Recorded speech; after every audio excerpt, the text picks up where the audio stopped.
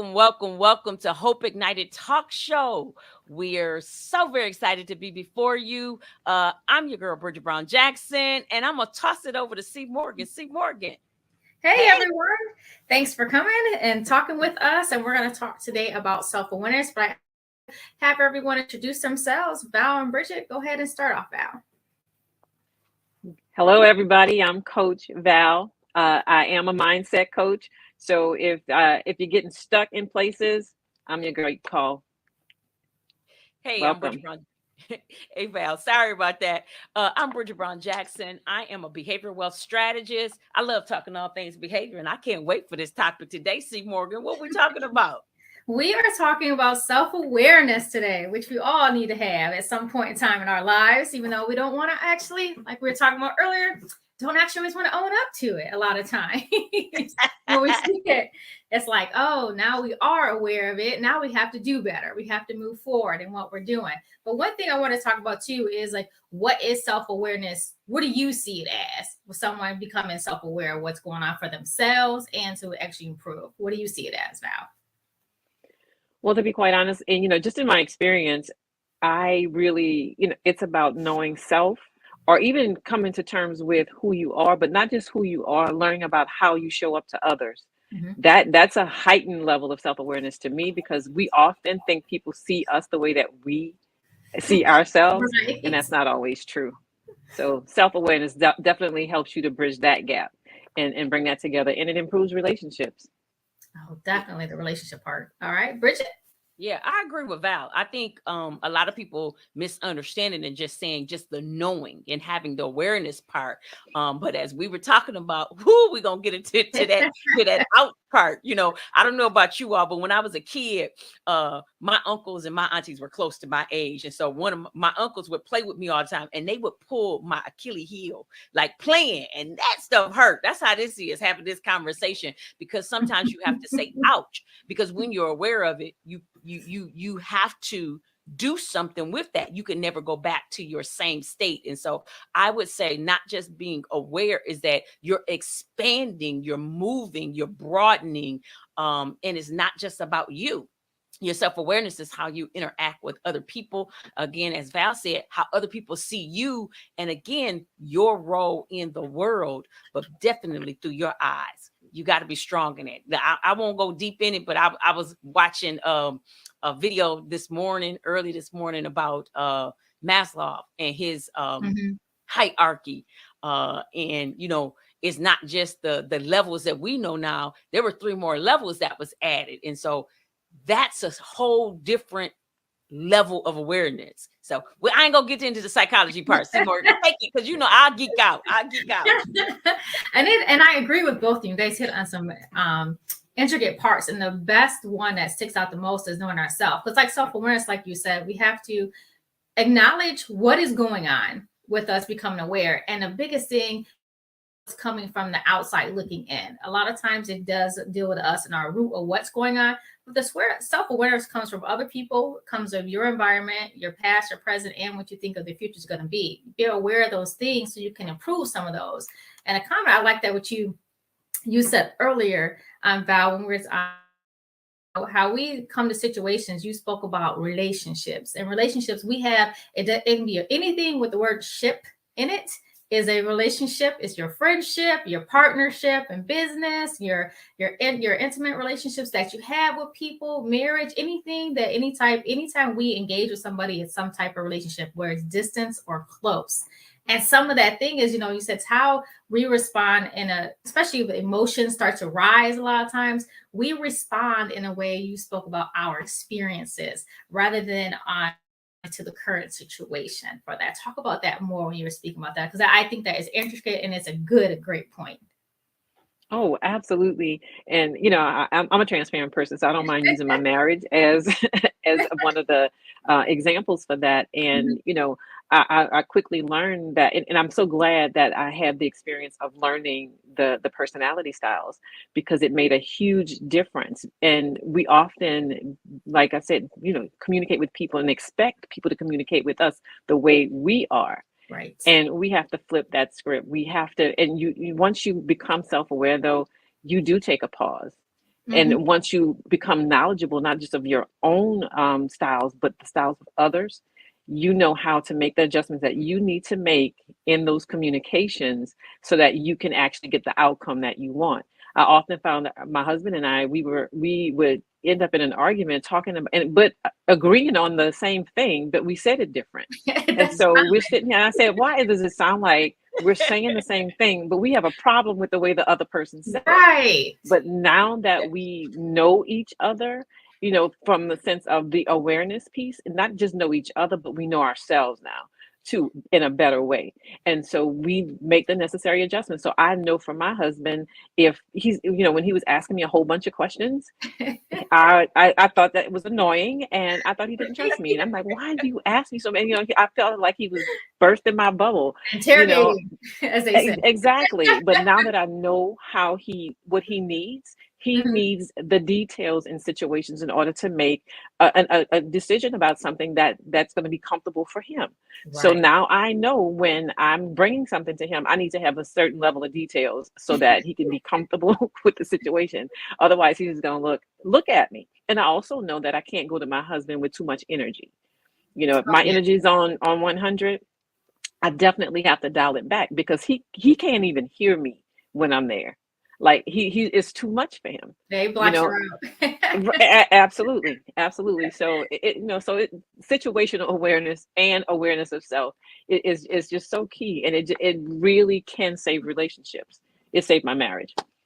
Well, that's good. And you know, they say, and people don't think about that what you said, situation awareness.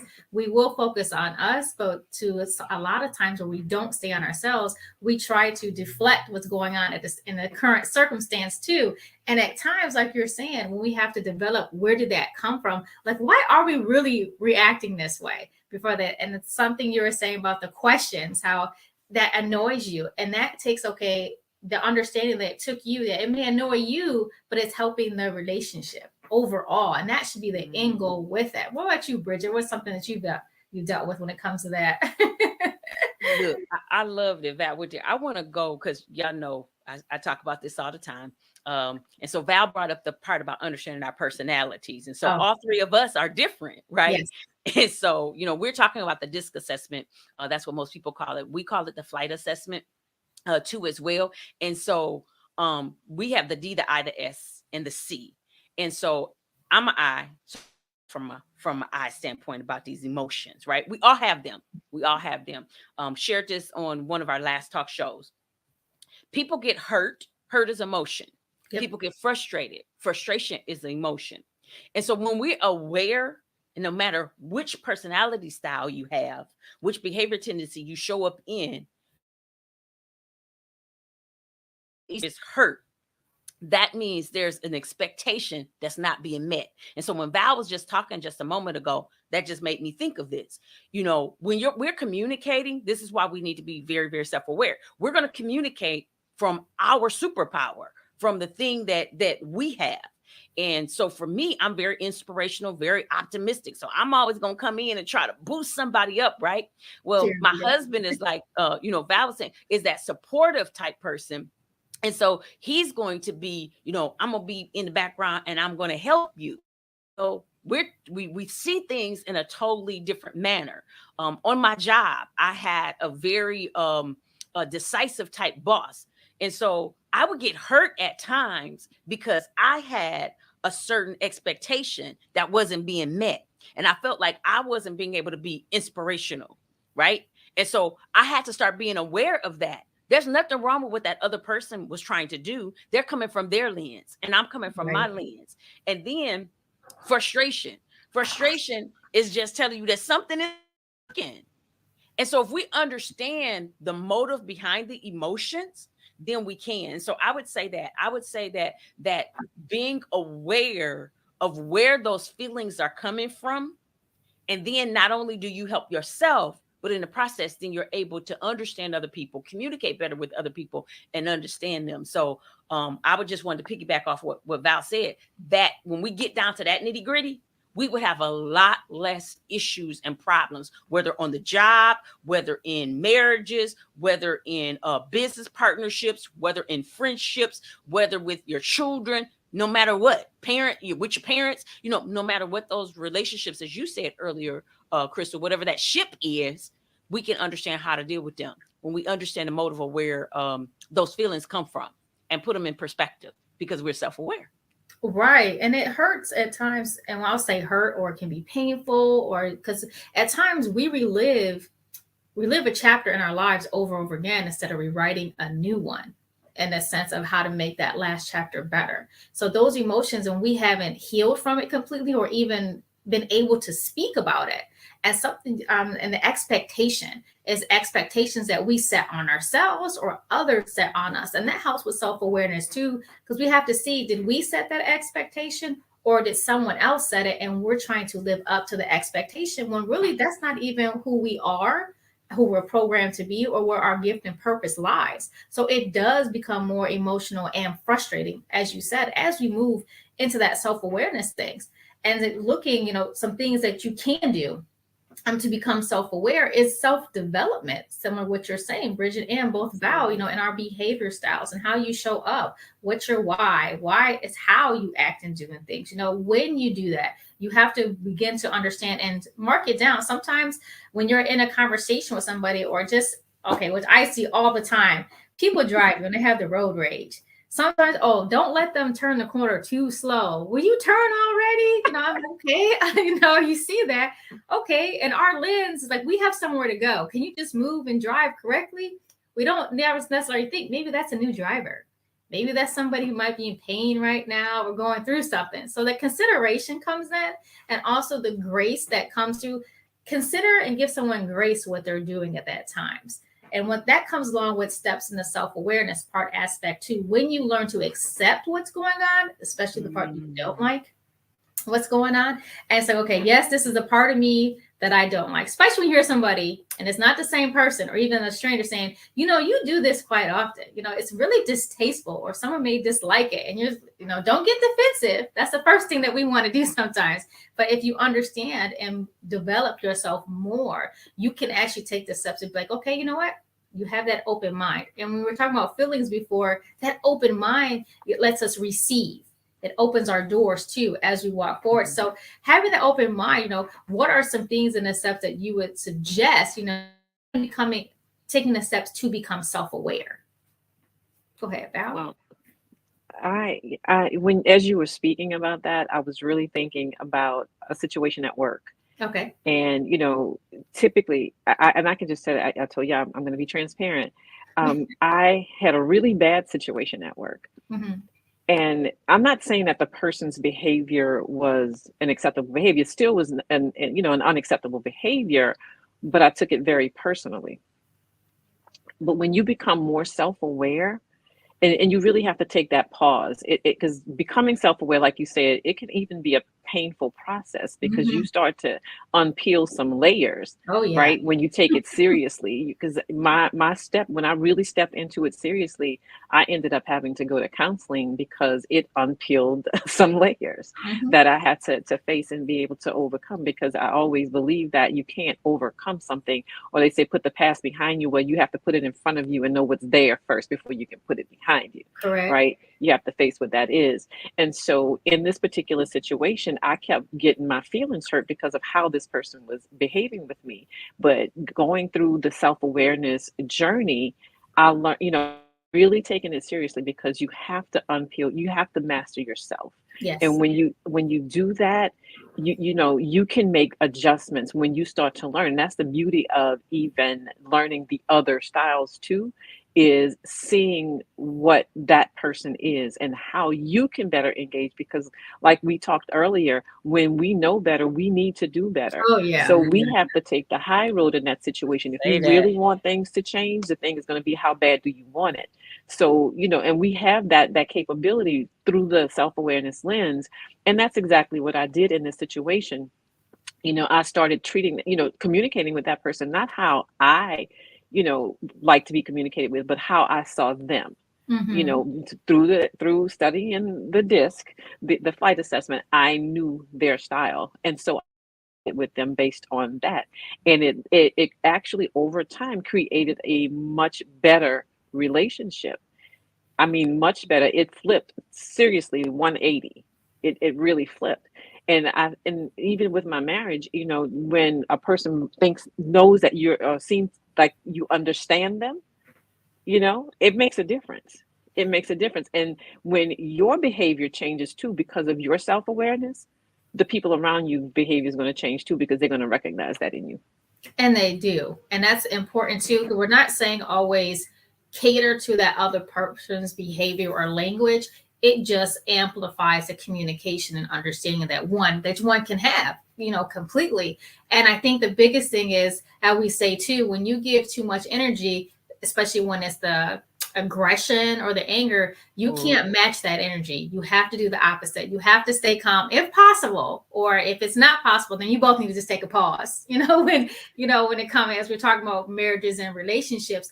But I think the part of, you talked about counseling, and a lot of times they see it as taboo, going to counseling or going to see a therapist. At times, you need that other person. You need sometimes that non-biased person that doesn't know anything about the history or your past to actually breathe things to light. So it is a way of healing. And therapy to me is just healing. It's just that. And that's more for you to be able to do. And I think when people can have that open mind more of saying, it's okay to go to therapy. It's no different if we're speaking right now. This is a form of therapy. You can stories right now, you can relate to what's going on in a sense, or our experiences. That's a form of healing, whoever we're speaking to and touching. Look at it that way, from that lens. And a great point, as you're saying, from other people's lenses and understanding where they're coming from. Because a lot of times the key thing, as we said before, we respond from our past experiences or things that we've been through. We may be responding that way, not even understanding how. And I like at times too, Brigitte, when you speak of things that you're going through and ways that you've gone through it when it comes to self-awareness, and acts of when it comes to talking with people and how it touches people. What have you experienced with that? Definitely, like I said, it's helped me. I love what Val shared. It sharpens so many relationships. And I like that the older I'm getting, the more wise I'm getting. Notice I didn't say, that you don't have to be older to just be wise, because I know a whole lot of older people that's not wise. Right. And I know a lot of wise young people. But as you said, when you start becoming self-aware, you can never, ever be the same. And so I think with me, that's what's helping me so much, is as I'm relating to people, I can never be the same. Mm-hmm. As I was sharing with you, I've been really studying out about emotions and how no matter, who you are, how you let it use them to help you filter. For instance, you said about, matching energy. And so let's say somebody is angry with you, instead of being angry back at them, you realize that emotion of anger came up because a rule was violated. You're angry about the rule. Like you just said, when somebody blows at somebody driving down the street, the rule was violated. You didn't turn and the light was green. But rather than honk and I mean, you can go boom, boom and let them know, but to lay on your horn, now that's borderline and being a little disrespectful, and that's being rude. Whether you could just go and then let them know, oh, you don't see the light has changed. There's a difference. And so instead of becoming angry because the rule was violated, realize that it came up in you to show you. And so I think for me, and helping me understand better, these are the things that are helping me be more self-aware of stop taking stuff so personal. Correct. Because again, for my personality style, I have a tendency to do that, to take it, personal. And then for me being in my former occupation, being a school administrator, a lot of my colleagues were high D styles, or what we call pilots. And so we call them born leaders. So they're very direct, very decisive, very demanding at times, because they want to get those results done. And now I look at it is, I want those kind of people in my life, because I understand the need of they could have it, versus before I didn't want them. So that's some of the things that I've learned. I wish I could go back and teach my younger self that, or myself when I was an administrator that, but I can't. But what I can do is take it forward and then help other people learn about it. Right. And exactly when understanding and moving forward, I think you said rules. And to me, when you want to have a conversation, sometimes, even if it's at work or business, I think it helps sometimes to put down some rules of engagement, some boundaries of respect, what is respectful, what's not when speaking. Because a lot of times when you have, like we said, different behavior styles, they engage differently. A dominant style may seem like they're just angry and just yelling at you, but that's just their passion about that. Someone who's emotional, like you're saying, in the I aspect of it, they're going to have a lot more emotion, be more sensitive at times. And this is not for everybody. It depends on the circumstance and where you're at in your developed level. But setting some ground rules and the rules of engage is I think is very essential. Even with my daughters, even young age. So for instance, she came in the house and she was just yelling and ravaging, going on. I said, okay, we're gonna rewind right here. Okay, I'm act like I didn't hear it. That's what I used to say, just their code word and phrase. Okay, I'm act like I didn't hear that. Let's rewind. Let's do this again.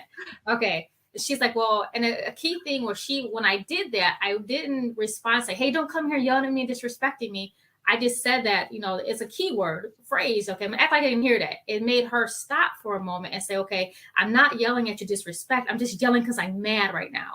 And at that times when you're saying don't take things personal, think at it that way. They're just filled with this anger, not at you at times, but it's just you're just that person there taking it right now. But take it, okay, we're gonna let them vent. We're gonna see how we can help and say, okay, how can I help? Or in a sense, how can I just listen if that's what they want? Sometimes people just want to hear. They don't want our advice or our suggestions or try to solve the problem. We know, and we always want to say, how can we help? How can we solve? When they just want to hear.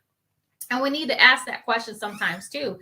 Do you just want me to listen, or do you want some type of involvement or response from me? A little bit more. Okay. So, see, going on. That's fine. See, got a boundaries. Got to balance the house out too. So, and sharing. But it comes to like how you want to do things, when you want to do things, and that keyword and that phrase for me saying to her is, okay, let's respond. It actually helped it, because if I'd have responded, matched her energy and getting mad, now she got defensive, and now she can't really express and get off her chest what she's mad about. And then maybe I can impart some advice or some suggestions that she may want. And I think as we speak, and we do it naturally as we are more self-developed and aware of what's going on, I think it jump in and say, okay, let's pause for a moment. Because, when some people go, they don't even take a breath. They're just going when they're in that emotion. But I think it's part to say, how are we going to help? Where can we always keep in mind that common ground? Because I know when I'm listening sometimes, and you guys can jump in when you want to, when you're listening sometimes, it brews up some triggers you may have. And it has nothing to do with you, even you're just being a listening ear. And it's like, hold on, wait a minute. I can't let me shine through right now. I can't let that emotion be invoked right now, because it's not about me. It's about this person right now who we're speaking to. That's okay. How could I keep it the common ground and not be biased about it? One way that I always say, I can tell you from my experiences, I can tell you from my understanding. And the biggest thing that I like to do is repeat what they said. So I understand what they're asking of me to respond to, and making sure that I'm still following the conversation in fluidity of, okay, is this what you're saying? Is this what you want? I think that helps. So a lot of times we're just like automatically in our head, because, physical language comes in too, that physical language. And that's a big thing too. Our facial expressions, I'm bad at that. I have to work on my face, because sometimes I'm like, what? But they're like, why are you making that face? But it's kind of like, hey, I can't believe that happened too. And they can take it the wrong way at sometimes too. So what do you guys think about when it comes to the physical self-awareness of what's going on? Because it can cause, elements within us of not being self-aware and being true. What are some physical things, since we talk about verbal? So one of the things, I was listening to Brigitte, and then you just hit the nail on the head too, because I was going to come in with that about that emotion. Because even with my husband and I would tend to get defensive about some things, or my emotion would come out based on what he said or did. And what I learned though is, and counseling did this, so y'all, counseling can save your life, to be honest. And he had me to peel that back. Like, okay, it wasn't what he said, like take you back. When that happened, what did you think? What were you feeling in that moment? Now, why were you feeling that way? And now what what happened in the past that you are relating that to, because that's where it's coming from. Right. So it really helped me to unpeel, I mean, some really deep layers, being able to, and now having that self-awareness, I can catch myself, Mm-hmm. having that, and it's so important, because it really, we realize, like when you talk about matching energy, that's what it was. And, me being a D, you come at me, I'm coming back, I can, I can bark too. And now I don't, because I realize, okay, that's not going to solve the problem here. And we're not going to get anywhere. But we get so much more accomplished when you have that back and forth communication, and and the engagement is there in a respectful way. And I'm telling you, from marriage to my career, and even just my life and period, my children, my daughter and I felt like we just were never going to understand each other, and now I do. And so even engaging with her, knowing her personality style, it changed the game, Mm-hmm. because of course, us, not just our styles, but as mothers, we behave a certain way with our kids. But when you're more self-aware and you start treating your children not just as children, but as Right. individuals, Yep. it makes a difference. It Yeah. makes a difference. And now she feels like I understand. I said, well, because I do now. It's a process as a parent. It's a process. Absolutely. Absolutely. So, and again, it all goes back to seeking to understand, Yes. right? And not just responding out of your emotions. And one thing too, when in the chapters that you contributed in there, is it something that you think with self-awareness that will pertain, that you can some viewer now out there? Absolutely. There's some, my chapter talks about a period in my life that was a pretty painful experience. And, but I retrospectively, I look back, and that's why I guess I was able to even write it, because I can, being able to look at me then and look at me now, Mm-hmm. it's a very different experience. And I even look back at that situation to say, okay, you know what, how could I have done that differently? Because every situation, there's two people that play that part. Mm-hmm. Mine was a domestic abuse. Of course, I didn't play a role in that part, but there's parts of that whole relationship that could have been different for me. Mm-hmm. Like knowing me and being able to identify them, I could have known walk away sooner, even before anything happened. I mean, retrospectively, I can do that. But knowing myself, like you have, when there's a level of self-awareness, the healing process becomes really, really, profound to me, because you're able to, deal with those emotions, face them, and actually deal with them. And so for me, I talk about the story of Job, how, he just went through all kinds of hell. And that's, we all feel like that we're going through that at some point in our Oh lives. And yeah. I felt like even at that point, I was in a hell. I felt like, from an emotional standpoint, even when the separation happened, I felt like my life had just ended and nothing was going right, and it is the self-awareness that I have now. I'm so glad, because, we often say that we want to work with the people that we once were. And I know that, I would connect with people that have been in that space, and from a self-awareness space, help them to come out of it. Because I can see how I could have come out of that situation a whole lot better at the time than, knowing what I know now. But when you're not self-aware, we often tend to just behave how we believe people want us to behave, or we Should. behave how we think society expects us to behave about certain things, or we just don't even, we're so lost in who we really are, that the real Valerie, the real Crystal, the real Bridget, the real it doesn't come Right. out. Right. And we just get lost in whomever or whatever we're in. And I just, the helped me to just, look back and say, you know, I can do this. I could have done that then, but it also lets me know, okay, I know this could never happen to me again. And here's Right. why, because I know who I am. Because to be honest with you, I would have probably never been in that relationship had I known who Valerie really was. And that's the beauty of it. Self-awareness gives you a sense of independence, a sense of power, to be quite honest, because we walk through life when we're not self-aware, being what other people want us to be instead of being our authentic selves. But when you're self-aware and you're comfortable with who you really are, it changes the game for you. You know, it's like you're unstoppable at that point because you're comfortable with this person. You know, and I say that with profoundly now. It's like I don't care what you say about me.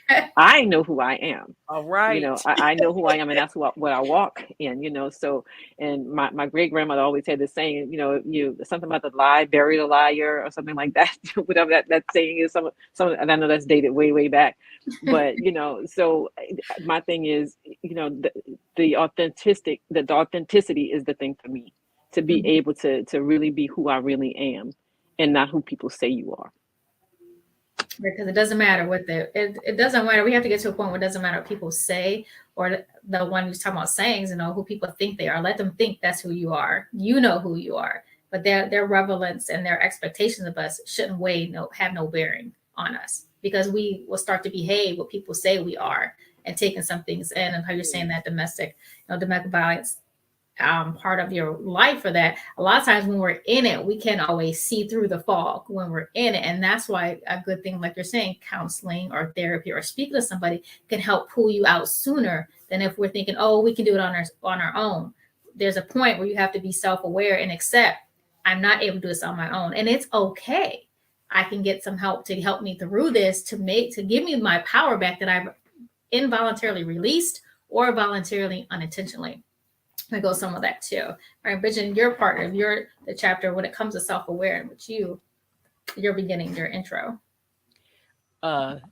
Definitely. What one of the things for me was I did the introduction of the book and just talked about hope in general and understanding. Actually, one of my favorite quotes or that comes out of a poem from Langston Hughes about hope being deferred.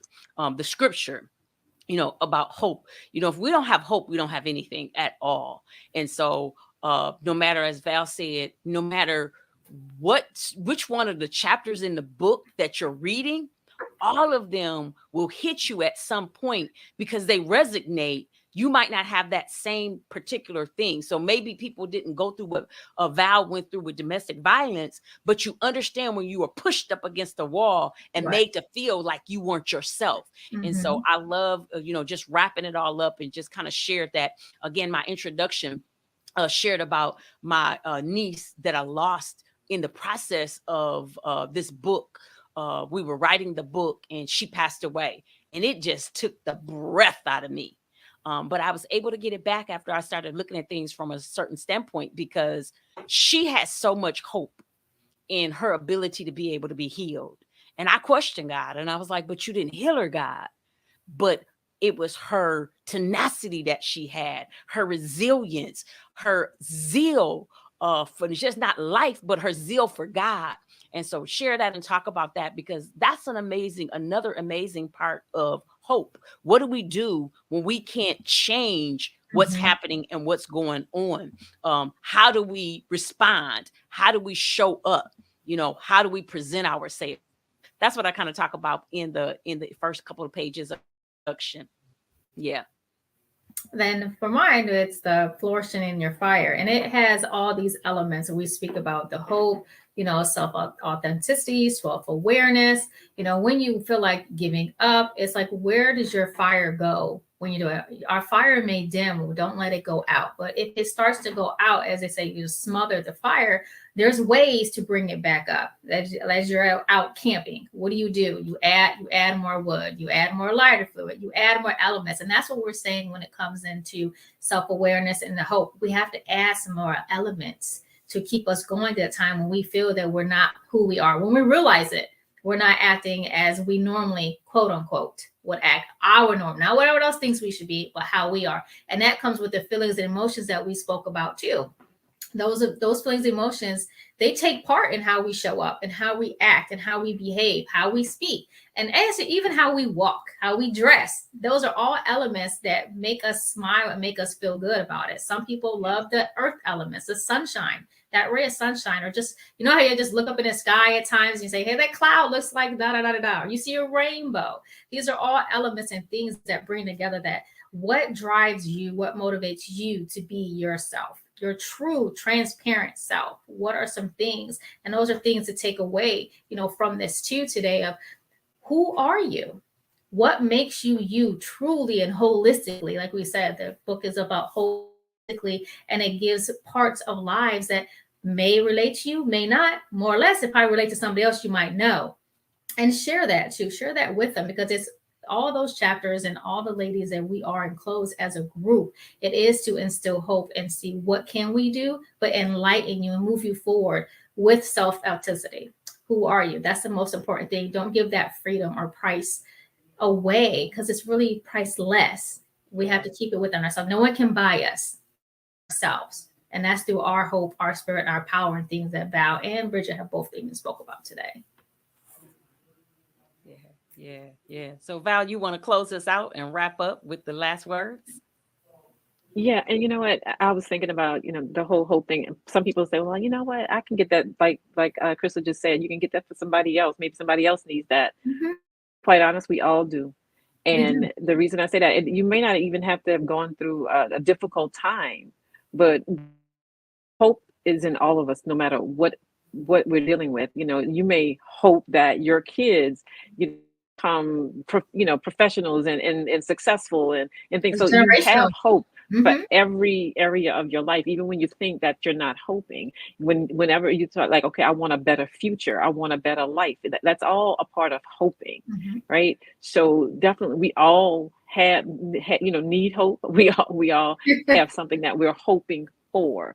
So I definitely encourage you to not just share the book, but read the book, because something in there will ignite some hope in you. And just when you think, like, oh, you have these aspirations and you're just not moving on them. I shared it with Brigitte, a young lady that some months ago I gifted the book to, and had met her for the first time that day. And I gifted the book to her, and she sent a feedback after reading the book. She started this year reading the book. That she started her year off, and she talked about how it ignited her to start doing some of the things that she's been saying she want to do, and just had been, procrastinating pretty much. So if you're a procrastinator, you need to read this book, because it motivated her to get some things done that she wants to have done, her visions, her dreams, her goals. So Val, your chapter was was really like ignited. Your chapter is wake up to hope. You woke her up to hope. Absolutely. I love it. Love it. Absolutely. Love it. Well, it's been great to be with you all. We hope you stay tuned. We hope you come back and support us. As you see scrolling down, this is a Hope Ignited talk show. Inside show notes that you are watching, please make sure you give us some comments, some feedback, like and subscribe. And as always, we thank you so much for being with us, because you could have been anywhere today, but you chose to be with us. Thank you. Until next time. Thank you.